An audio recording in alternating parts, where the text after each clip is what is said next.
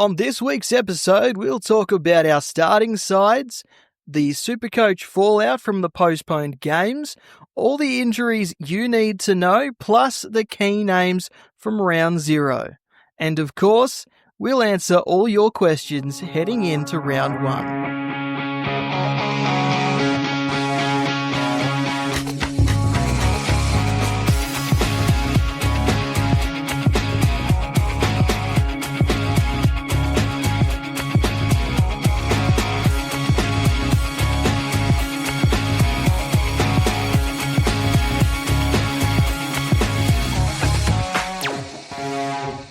Hello and welcome to the Footy Mailbag. My name is Damo, and as usual, helping me co-host is my good mate, Clarky. Hola. It's finally here, Clarky. Round 1 is on our doorstep. We now have to lock in our teams. All the preseason has come to this. We need to put a team in place, and every time I think I have a settled team, I think of something and want to change my team again, and then I hate my team again. So so that's how I'm going. Clarky, how's your team going? This is the point where I am very proud of myself because I didn't tinker much this preseason. Damo, you and I obviously talk a lot outside of the show, but I last year very specifically remember I was probably bugging you and friends about my team almost daily because I was that worried about who to start and who to pick. And generally, I have a team that's pretty close to what my first draft was, minus a Sean Darcy and minus a couple of other guys, minus a Nick Dacos. And we'll probably speak about that today, the reasons why you might want to fade him.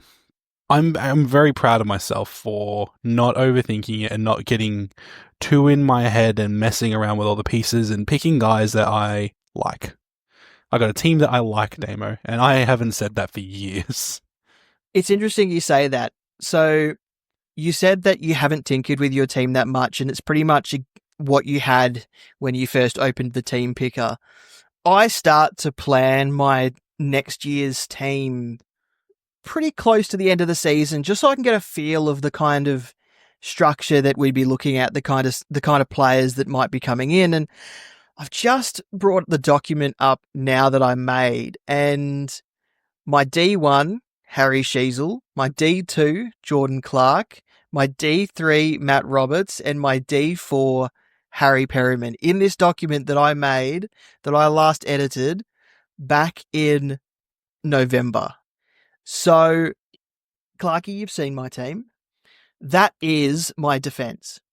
Yeah. So He's not lying, listeners. So all those thoughts that I had back in November of last year, I have been led back to that on a long winding path, and that is now my defense. Of course, rookies sprinkled in as well, and not the rookies that I had, penciled in, but that happens with rookies.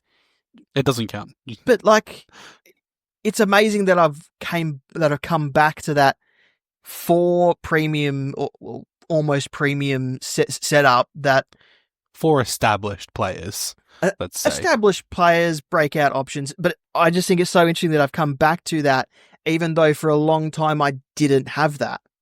Well, this is something that we talk about a lot on Mailbag, and we're huge advocates of it, which is, sometimes the best data that you can have is the data that you've sort of worked out yourself, right? Like, the players that you want, and kind of roughly the guys you're willing to look at, and not deviating from that kind of ends up with it. Obviously, you can admit to being wrong about things, but generally picking a team that you're like, oh, hang on, I did the research and I know what the upside is on this guy, and I'm willing to take that risk, and I've got all my plans, and I've built a team around this strategy with these players that I want is so much more valuable, especially now that we're in round 1, right? Like, it's not the time to scramble, it's the time to back yourself in. Yeah. We've done all the research. We've had the preseason games. We've seen the 2 round 0 games, and now the real things here, and we've got to lock in and back ourselves with what we've selected. So I spoke about round zero just then. We didn't have the Bombers Suns game or the Geelong Brisbane game due to the cyclone up in Queensland, northern New South Wales. So, there's a bit of SuperCoach repercussions to come along with that. And it's been 2 weeks since we recorded. And one thing that we haven't talked about yet is Geelong and Brisbane no longer have that early bye game. So options like Lockie Neal, Dane Zorko, Q-Boos, Levi Ashcroft, Max Holmes, Tom Stewart, Jeremy Cameron all have suddenly started appearing in teams because those players no longer have the early bye. But the Bombers Suns players, it now becomes complicated with them because they couldn't just move to where their early bye was because they didn't share one. So they've now got one less game to make money because no round zero to start the rolling average, and they still have the early season bye. So they become a tricky situation, especially because players like Isaac Kako and Elijah Sardis, those guys won't make money as quick as the other rookies because they don't have those early games to get everything moving. And I'm not considering anyone from the Suns or the Bombers until mid-season now. I think that's very cromulent of you, and I'd like to take a second to just talk about the fact that the AFL completely fucked this up. Sorry, I know that we don't swear very often on the mailbag, but I feel like that's worth one, because holy crap, moving the game to round 24 was literally like if someone presented all of the options. Anyone that's seen the Simpsons movie, like the guy walks in with the 4 plans, lays them out in front of AFL and goes, pick one, and they picked literally the worst one. It baffles the mind, and I think it's not necessarily that we should be staying away from these players. If you believe in, I've seen people who are very hot on a Noah Anderson, people who are very hot on I've seen a couple of Took Miller fans out there. Zach Merritt is always a fantastic option. Nick Martin looks like somebody who people are willing to take a gamble on. There's not a reason to avoid completely starting these guys. However, you need to be aware of the impact that could have long term on your team by having an additional bye, even though it's best 18, and having limited cash generation for, as you said, guys like Sardis and Kako. And even, I think, I've seen lots of Jackson Pryors and I've seen lots of Zach Reeds in teams. Like, we've got at least 4, off the top of my head, Essendon rookies. And that's tough to avoid when we've said it before, you got to pick the green ticks, but it really throws a spanner in the works for your starting teams, I think. Yeah, absolutely. And to borrow your Simpsons reference, they've put a dome over these players. Yeah. That's it. Just quickly run through some injury news. Bailey Dale and Ed Richards are both pretty much all but going to be selected to line up for the Dogs in their opener against the Roos. They've been managing soft tissue injuries in recent weeks. Dan Houston returns from the suspension that was carried over from last season. Was one preseason match enough to be confident running with him if you are selecting him? Don't know. Eagles are confident that Elijah Hewitt will play in round 1 after managing soreness in recent weeks. Jack Sinclair and Rowan Marshall have both been removed from the Saints injury report and looks like they will line up against the Crows after missing the preseason games with injury complaints. So big watch on Harry Boyd there. Connor Rosie has been cleared of anything after leaving Port's internal trial last weekend. Port just called it a stubbed toe. It almost sits in the Matthew Flynn leaving match sim with a blister sort of territory, that one. But anyway, stubbed toe on what? I don't know. He stubbed his... He's in a field. It's like tripping over on nothing. Kieran Briggs was stretchered off the field with a neck injury in the opening round against the Pies. He won't return until round 3. He entered concussion protocols, but then the Giants have that round 2 bye, so round 3 is the earliest that he can return there. Nick Dacos struggled to complete the same game with, I don't know what they're calling it, calf, groin, foot cramps, whatever it was. I don't know. They're kind of sweeping it under the rug, aren't they? Hayden Young and Sean Darcy have both been given round 4 as their estimated return date. It's a lot of news. It's a lot of news. But lots of I hope relevance. you're doing good. I hope Kieran Briggs is doing good. That didn't look fun.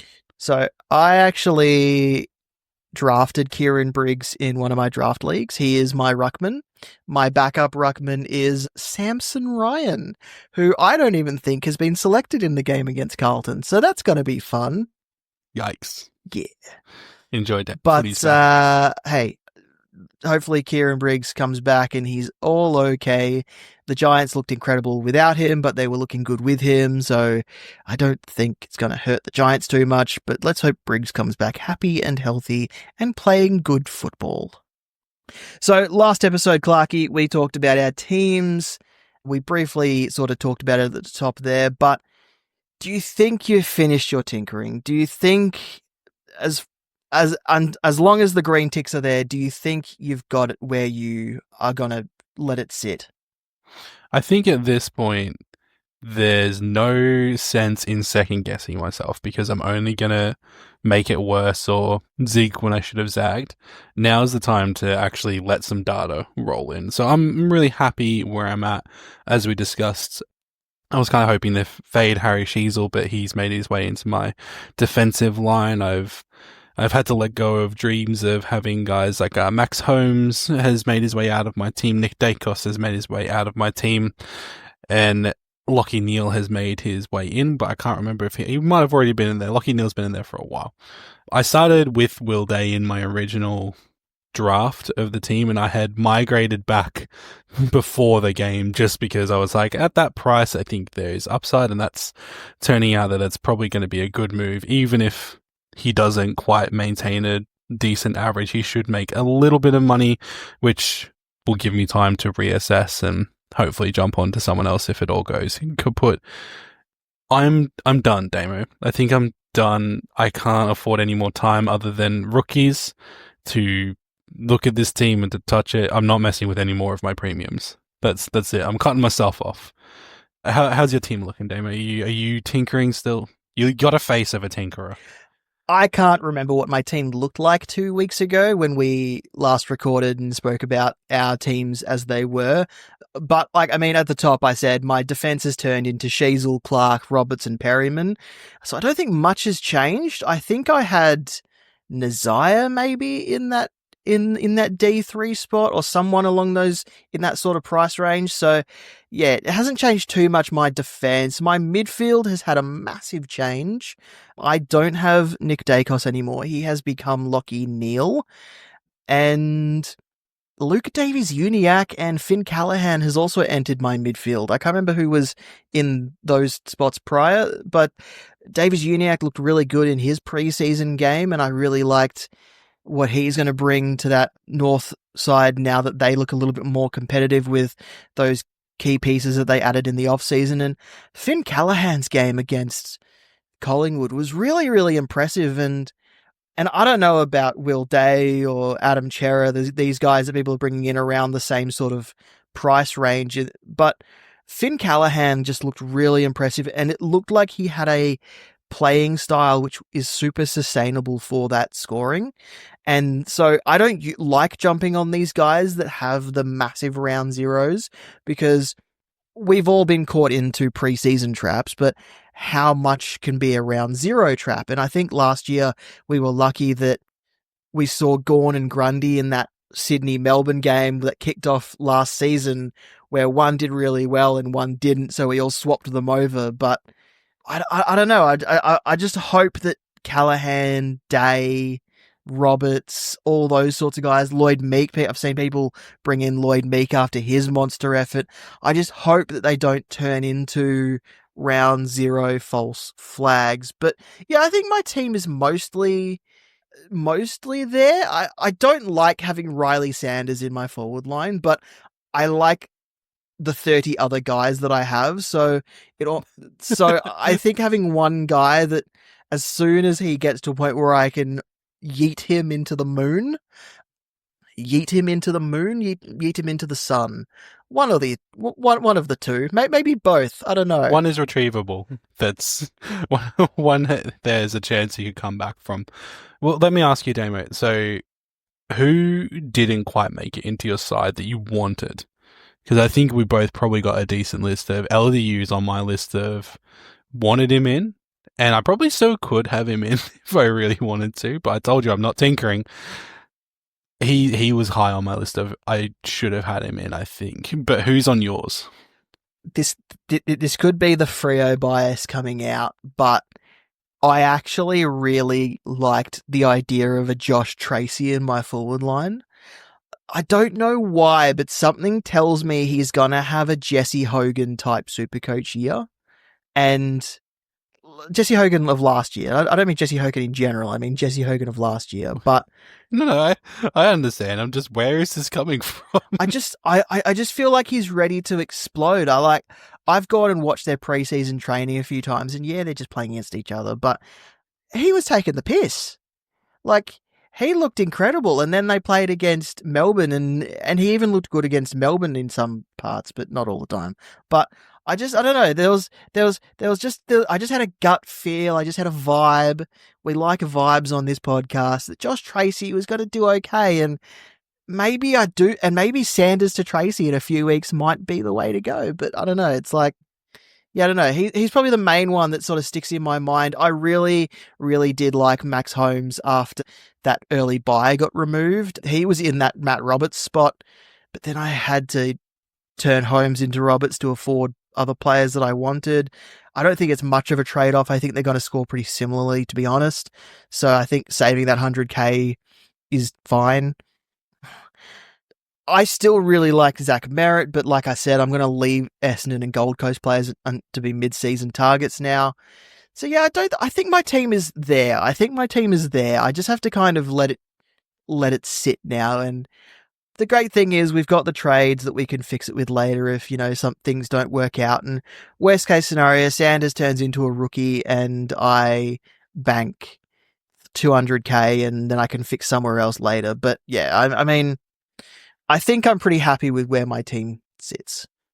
Well, so should we talk about some of the performances? You mentioned Matty Roberts, that you had to trade to him, but we'll talk about some of these performances from the games this week, I reckon, because Matty Roberts played his way into my team, because I don't think I can look past a guy who now has a 124 in his price cycle. And I'll say the same thing preemptively about Finn Callaghan.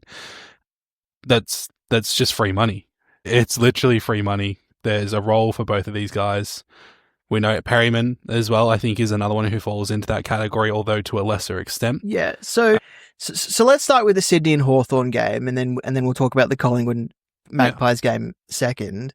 So you mentioned Matt Roberts at the top there, 26 disposals, 9 marks, 2 tackles, 95% time on ground. So he is a fit boy.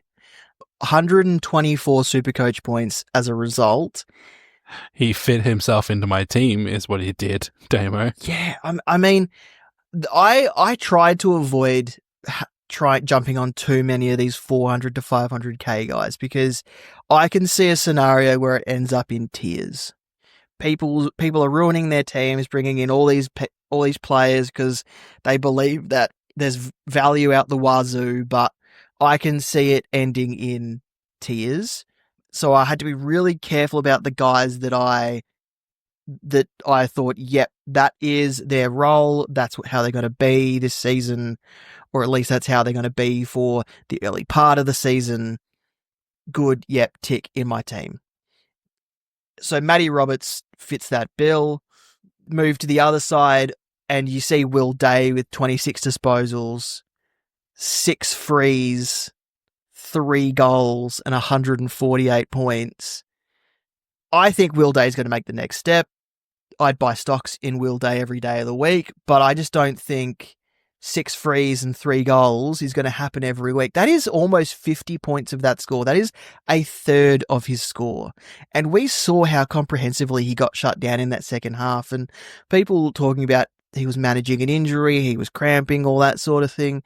Well, but that like if he's got to cop a tag from being that influential and he can't handle a tag, then I don't know if at 491k he's going to be what people exactly want. Yeah, I think I'm willing to take up day trading just to get him in. I think there's really just signs that he is ready to take that next step.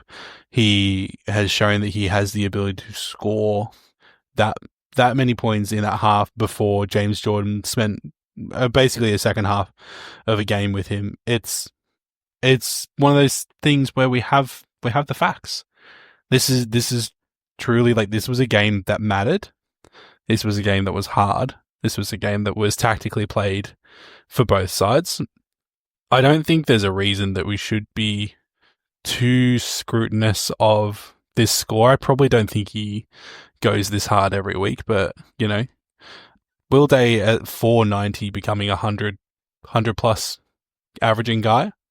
That's not outside. There's not an insane thing to say. It's not outside the realm of possibility.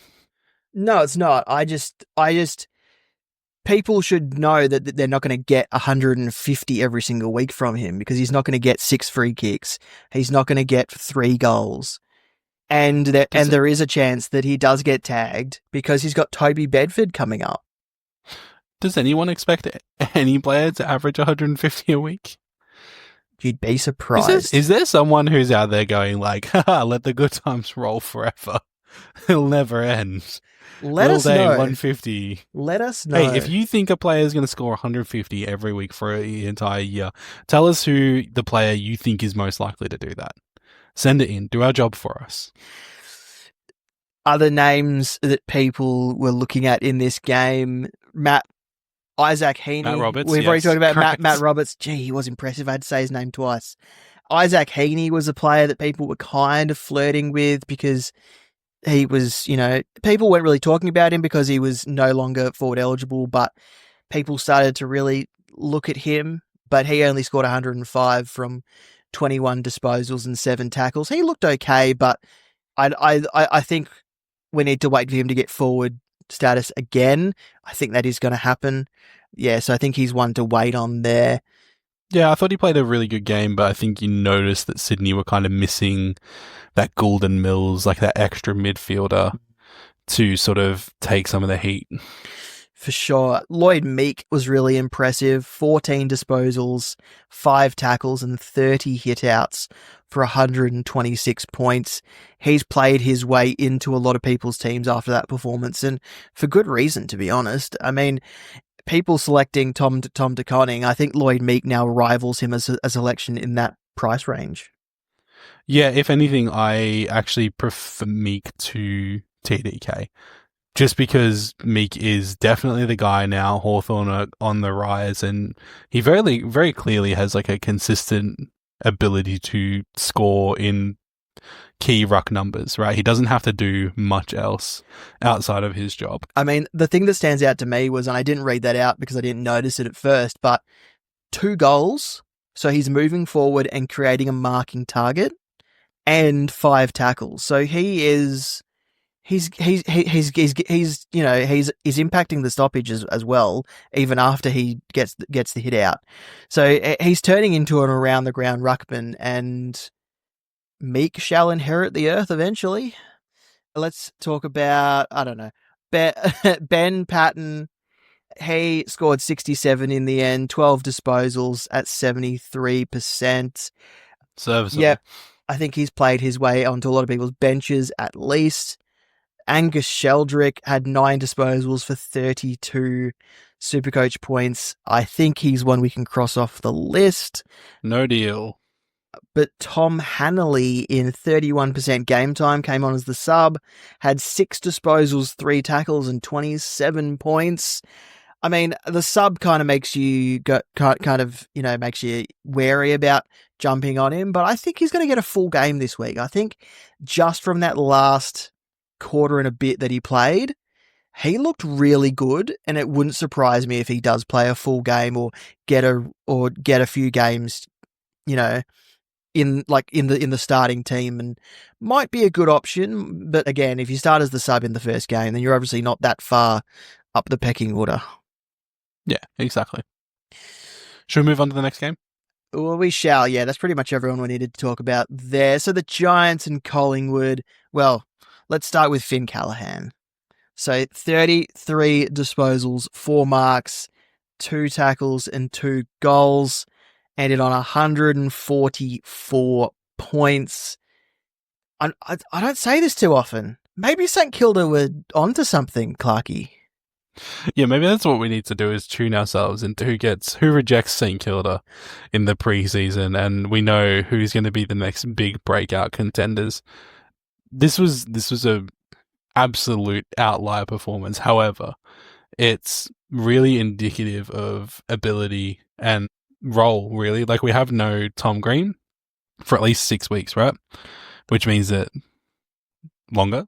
Yes. I mean, Damo threw his hands up for those who aren't watching him like me. There was some talk that he was in full team drills this week, so he could be back very, very soon. But I think Callaghan is part of that main midfield mix now, and I think that the way that he can run through a stoppage, get the ball on the outside as well as the inside, probably means he's something a little bit different to Tom Green, and could probably, along with Green, average fairly highly and be a good pick for us at 441k.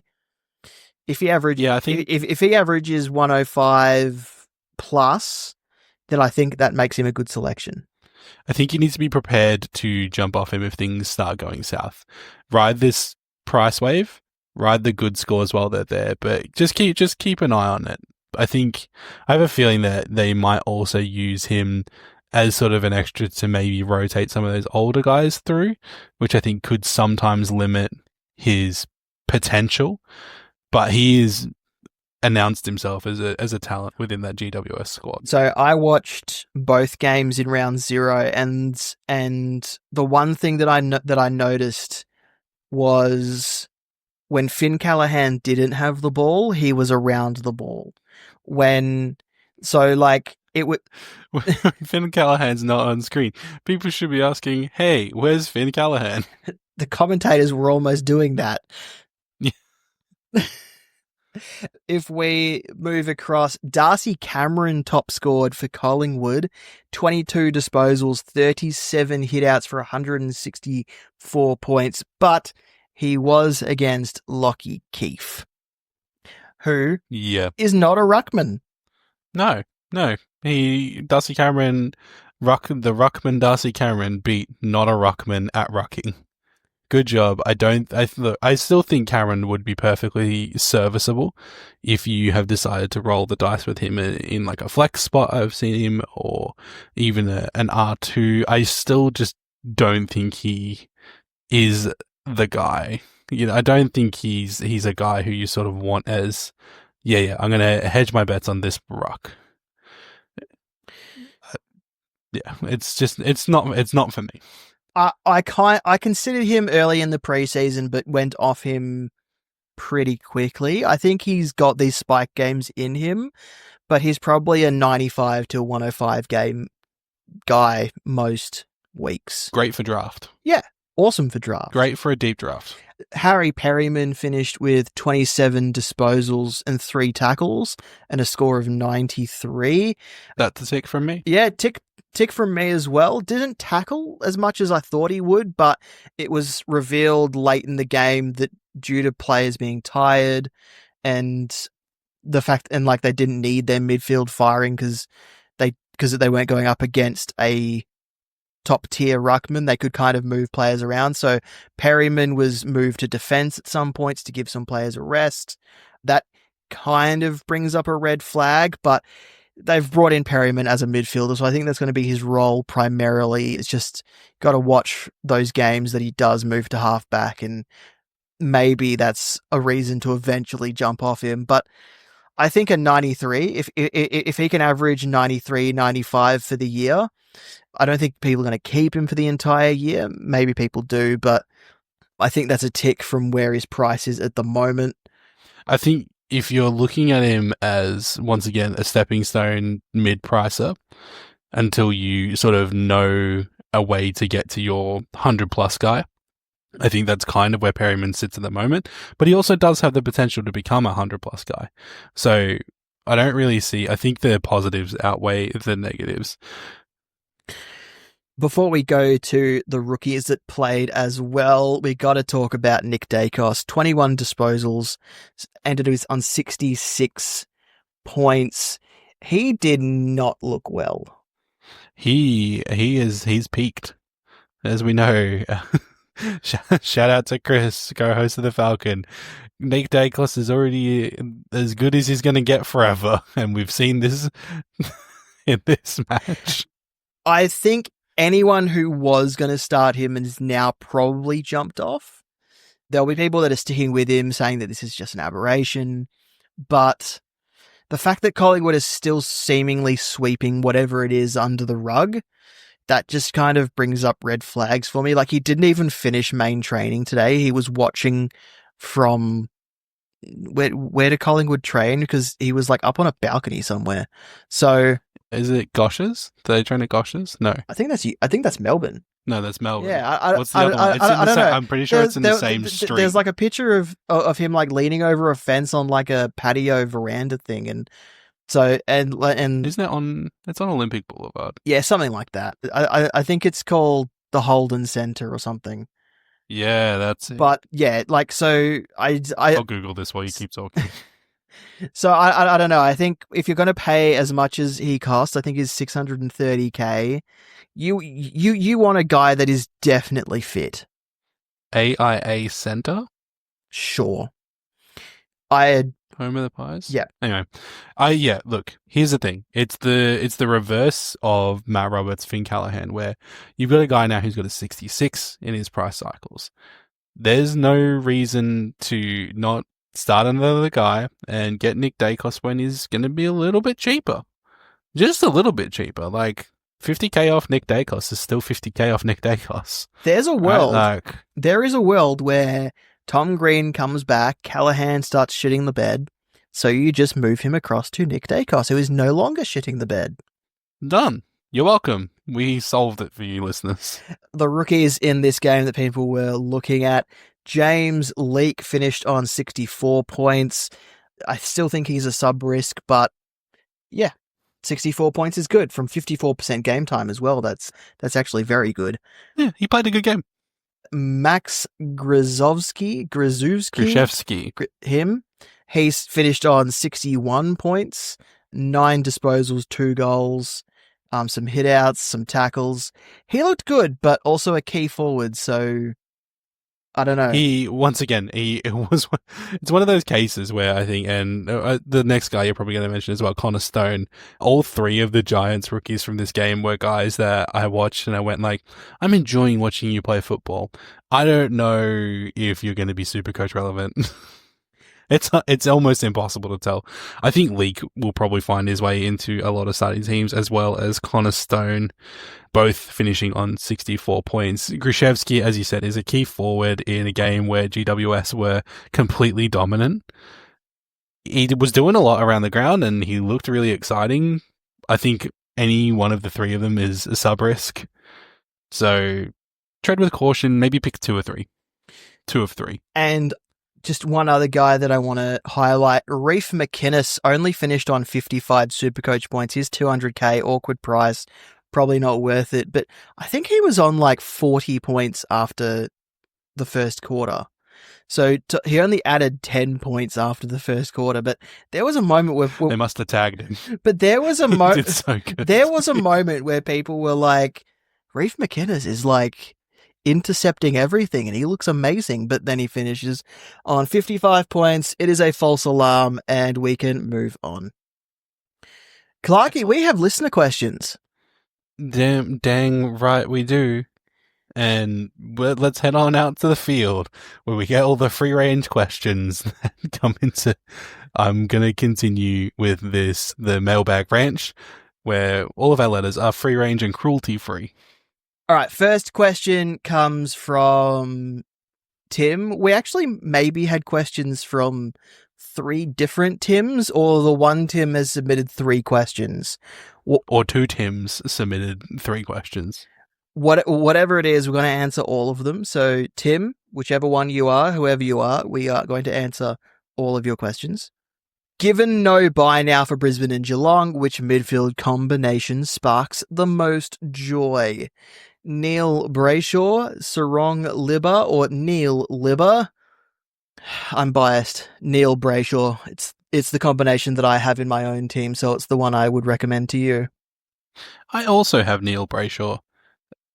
Brayshaw is slightly cheaper than Sarong and scores pretty similarly. That seems like a no-brainer for me, and if that doesn't work out, I'll just trade Brayshaw to Dacos. Everyone is Dacos. That's the lesson of this episode. Everyone can be Dacos as well. Yes, correct. Next question, also from Tim, potentially the same Tim. Or a different Tim. Is Wanganeen Malera to Zorko a legitimate trade? Because I feel icky making it, and so I'm not going to. Zorko doesn't pass the good bloke test. Dane Zorko mentioned, boo this man. Tim, you're a good bloke. You pass the good bloke test because we don't stand Zane Zorko here. I think that Wanganeen Malera represents a really solid value option. He is somebody who has a lot of potential in that St Kilda backline, and since we don't like a lot of St Kilda players this year, it gives you a reason to actually watch him. I like Nazaya Wanganeen Malera. I think you should stick with him. I don't think you need to go against your moral values and pick Dane Zorko. So I think Wanganeen Malera is fine. Just so don't do that trade if it doesn't pass the good bloke test. Yeah, and also Zorko's real expensive. Nazaya is not. Value. Another question. We actually have 4 questions from Tim's. Yeah, excellent. Next question is the best defenders under 550k. Now, for context, I responded to this message from the mailbag inbox and forgot to tell Damo to add it to the sheet. So this Timothy specifically asked for options that aren't Jaden Short, Harry Perryman, or Matthew Roberts because they already have all 3 of them. Who do we think are some good defender options under 550? We've already mentioned Nasaya. I think Max Holmes is probably my pick of the 550k defenders that weren't mentioned in this particular question. It just makes sense. He's got DPP. He is the main guy in the midfield, and I don't see any downside. I don't mind Daniel Rioli as an option, just for someone a bit different. Some people would be turned off by his knee injury around Christmas time, but he's been in full training for over a month. He looked good in the preseason game, so I think he's an option to consider. I don't know why people have gone off Colby McKercher. I think he is still an option. I mean, I think people are turned off by the fact that he hasn't had a solid singular position, but I don't think that's going to matter. So I still think that he's okay at 476k. And Clarky, I got to ask you, is Trent Rivers a trap at 462k, or should people select him? I think Trent Rivers is absolutely a trap, SuperCoach wise. He will not be the next guy through the midfield, I don't think. This year we've got Nathan Jones taking up a midfield coaching role with Melbourne. And I think we already saw in the practice game against Freo as well, the midfield rotations kind of weren't in his favour. And I know obviously it's the Amy series, it doesn't really matter or indicate what it's going to be like, but also there's sort of reports that Ed Langdon is going to be running through the midfield as well now. We've got Harvey Langford, we've got Xavier Lindsay, if one or both are named, with Meniz Wakefield as well going down for the season, who is probably someone who is pretty close to our best 22. I think Rivers will be a really key cog in that defensive group. I'm not sure how much mid-time he's going to get, and I think that uncertainty alone is not enough to select him at 4. I'd rather pick Stephen May for 480. a guy who we know what his role is. Maybe the scoring's not going to be there every week, but at least we know what he's going to be doing. Oh, wild card. Nick Blakey scored 122 and he's 525k. I like him as well. Yeah, go with the Wizard. So yeah, Max Holmes is probably the top option, but there's other options around. So Nick Blakey was mentioned. I threw up Daniel Rioli. Colby McKercher is another one. I don't know why people have turned off him, but he's another one out there to consider. I think Colby McKercher is probably a case of lack of clarity and role. Lack of clarity of consistency. Sam Taylor also scored 139 this weekend and is 380k. Is that good? Yeah. Is it repeatable? No. Maybe. Actually, maybe. I like Sam Taylor. Next question comes from Matthew. Can you start Day, Oliver, Callahan, and Chera? Yes. Do I think you should? Probably not. So Will Day obviously has the 148 in his price cycle, so he's gonna, he's gonna make cash at worst. Clayton Oliver looks like he's gonna return to his old self, so he's potentially 150k underpriced, but either way, he's gonna make cash as well. Finn Callahan is in that same boat as Will Day. I don't know about Clayton Oliver. But Adam Chera, he's cheap for a reason. He misses games, he loses priority in the centre bounce setup. When he's playing, he's very good, but he's not playing often enough for us to want him at 447k, I think. I just think the key phrase that I keep seeing with people justifying the pick, when fit, when he is fit, when he is actually in the like, that phrase shouldn't be part of your vernacular when you're trying to justify picking someone. If, like, at 447k, we're probably blessed this year where there are players you can go up and down to from that price range, but I think I said it earlier in the podcast, starting too many, I think is going to end up in tears. Yeah, I personally like to say that about all of my players, that none of them really feel singled out. When fit, this player will score 150 points. I think we know every single week. Every week. Every week forever. Never ending. The thing with Chera is we know he has that injury history, and that's not a deal breaker per se. I think when you compare it to those three guys, you've got two guys who already have really high tons in their price cycle, so that you're guaranteed money even if it doesn't pan out, you still make a little bit of cash on that. And you've got Clayton Oliver, who his role isn't going to change. We know exactly why he didn't perform last year, both for both personal and professional reasons. I think Chera is the one that has the weakest argument. He has had an uninterrupted preseason, and I understand the selection. I completely understand the selection, and I think between those guys, you got to pick 3 out of those 4 at maximum, and pick the 3 that you have the most confidence in. Because I won't sit here and say, don't pick Adam Chera, because I don't think that's just my opinion, right? It's a crapshoot out of, you have 4 options, and that's not even before we start talking about guys like James Peatling, before we talk about any other mid-pricer who's in that little, 400 to low 5 bracket that has upside. Pick the guys that you have the most confidence in based on your research and your intuition, because if you don't feel like Will Day is going to maintain this and you think he's going to stink it up for the next 3 weeks, having him in your team just because he scored 140 isn't going to bring you any joy. And like you said, it's going to end up in tears, Damo. Well, much like me. While we're talking about Adam Chera, Troy actually asks, is Adam Chera a trap? If he averages 100 up to his bye, he doesn't even make you 100k, and an average of 110 would price him at more respectable 580k. Only 18 players on average since 2020 have finished with an average above 110. So to expect a 110 average from Adam Chera, I think is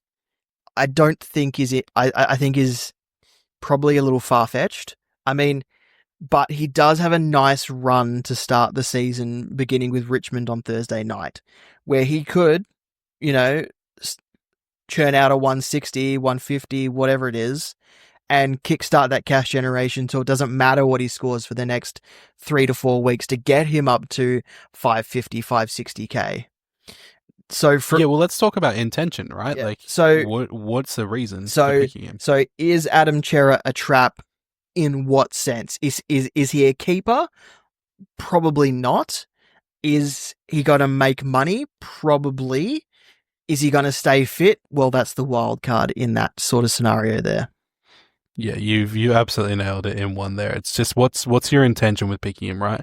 If you're picking him as a guy who's going to stay in your team all year, then you know what the pass mark is for that, and are you prepared with your parachute? You know, it's as simple as that, you know.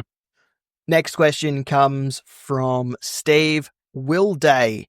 Talking about cash generation, he potentially has Bedford tag leading into his bye.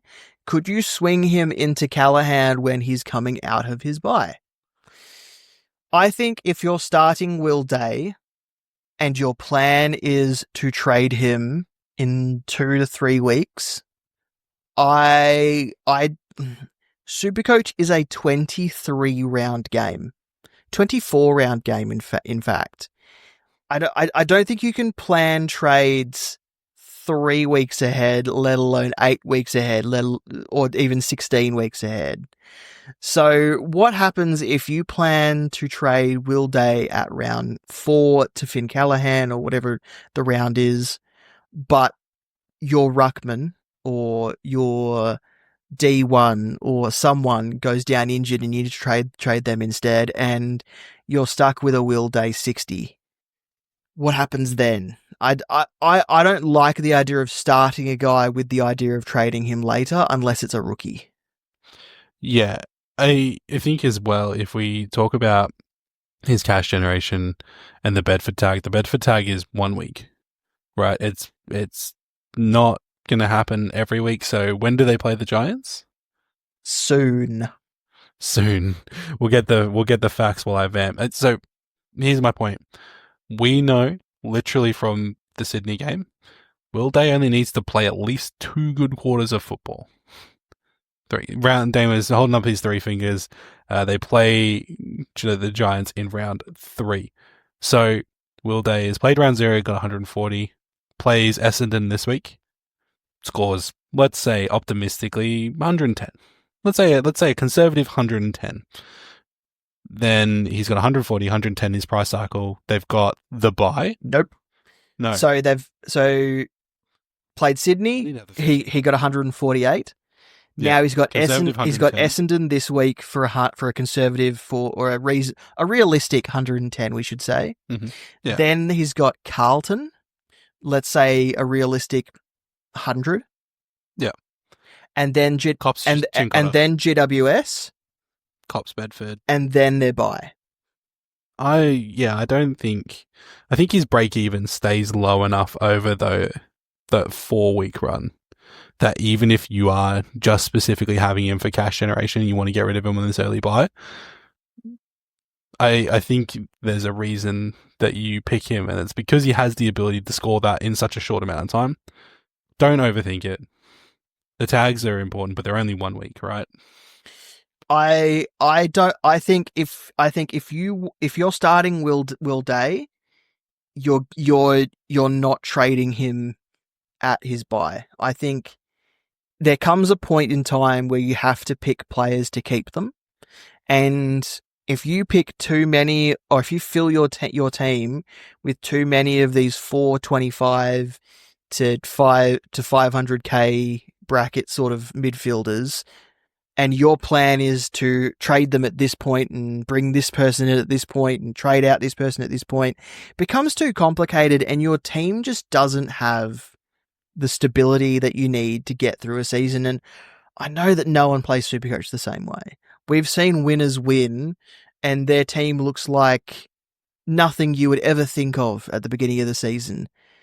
Jovan May, he won last year. Have you seen his team this year? His D1, I believe his D1 might be Jaden Short. Dude, No, that is something that is out of this world, but he's won the game. He's using the strategy that won him SuperCoach and going again. So for you, trading Will Day might work, but on the surface, for me, it feels like a trade that you can avoid. hope that helps, Steve. Next question. This comes from Tim. This is our last question from a Tim or the Tim or one of the several Tims. There is the Tim multiverse is really going to be Falcon footy mailbag law. I got my shows mixed up, Damo. I'm sorry. I didn't even notice. I don't watch enough TV. There is value in the 425 to 550k bracket this year, and I'm doing my best to pick the eyes out of it all. I've ditched a guns and rookies strategy for a mid-priced madness approach, and have ended up with only 4 rookies on my field and a war chest in the bank to correct where needed. It feels good, but am I totally crazy? Tim, if you feel good, there is nothing wrong with feeling good. Michael Bublé sung about it.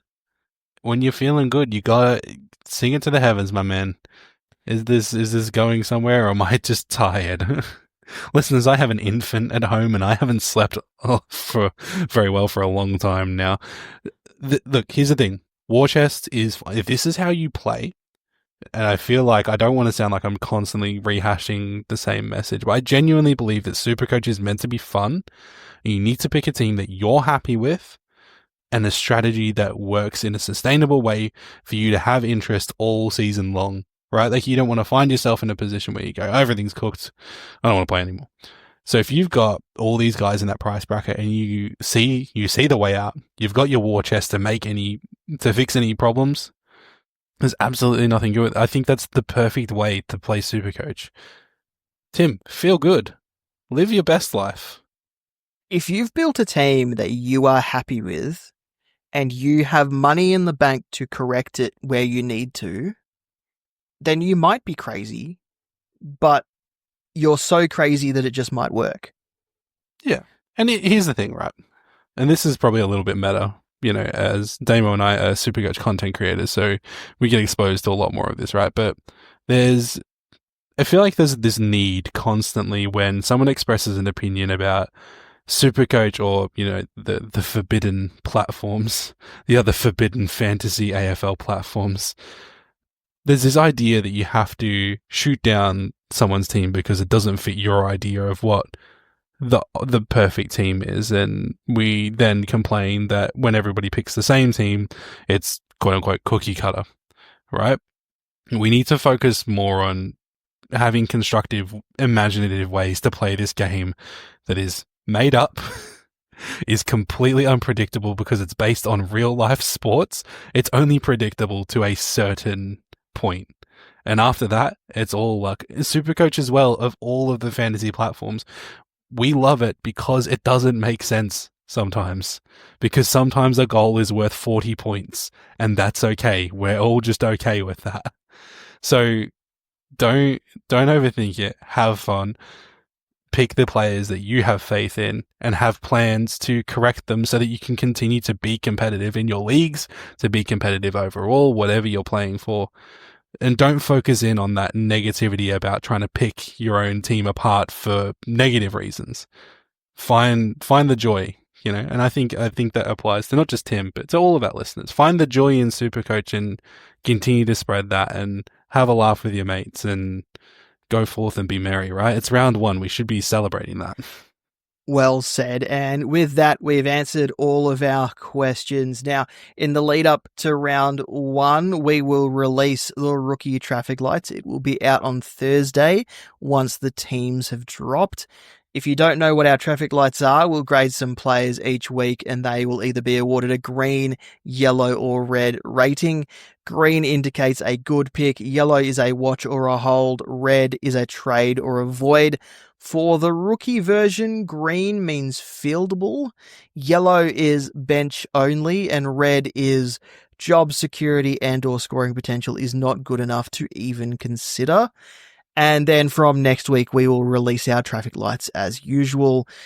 We might do one that kind of gives you some options, but in round one, it's hard to put one together because there's so many options in round one that you can select. So the rookie one is the one that we've put the most time into. If you get another one, if you get the usual sort of formatted one, it's just because we had that time.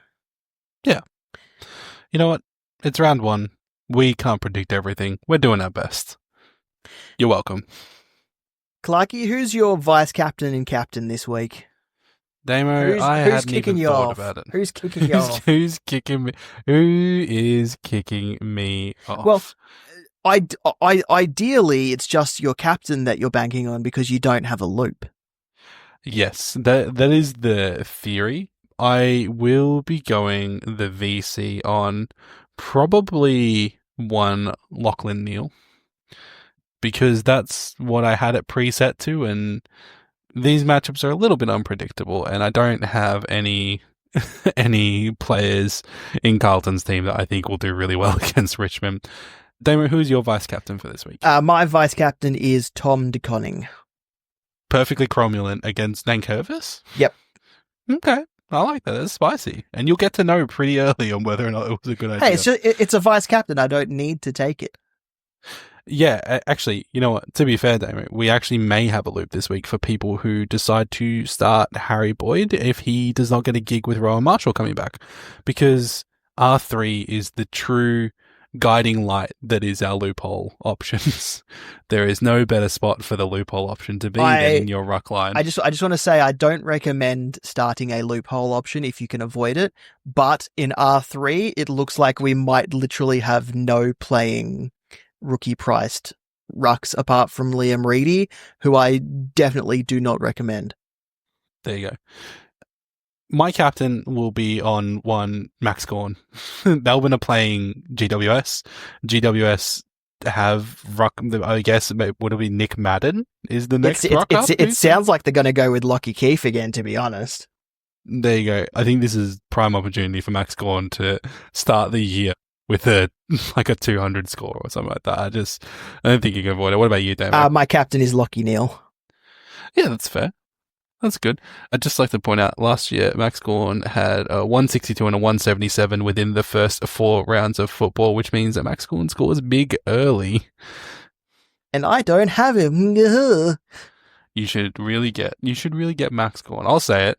I'm not a coward. Everyone should have Max Gawn, and I think, contrary to what I said before, if you don't have Max Gawn, you're a silly goose.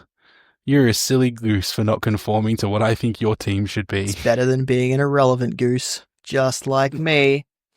And that's it for this episode of the Footy Mailbag. Thank you, Clarky. It's been a long preseason, but we're finally at round 1. We did it. Thank you so much, listeners, for all of your support over the preseason. We absolutely love you. We love engaging with you. We love that you listen to us be a bit silly and having fun. And let's have a good year. Everyone have a good year, right? Mailbag League forever. Mailbag truthers.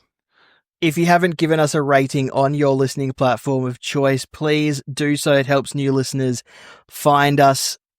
Clarky, at the end of every episode, you make me plug my socials. So what I have done is I have updated our link tree. It now has not only the Footy Mailbag socials, but also my socials and your socials. So if people go to our website, thefootymailbag.net, down the bottom there is a link to our link tree. If you click on that link, you can find me, you can find Clarky, and you can find the Footy Mailbag everywhere that you can follow us on any social media, and you can go and follow us to your heart's content and annoy the crap out of us if you really want to. Yeah, and if you're already on the social media, you can find us at the Footy Mailbag on X, Twitter, whatever we're calling it. You can also find me over at the Falcon.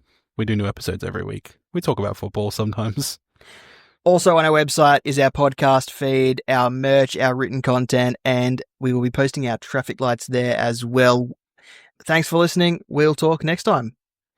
Good luck, coaches. Good luck.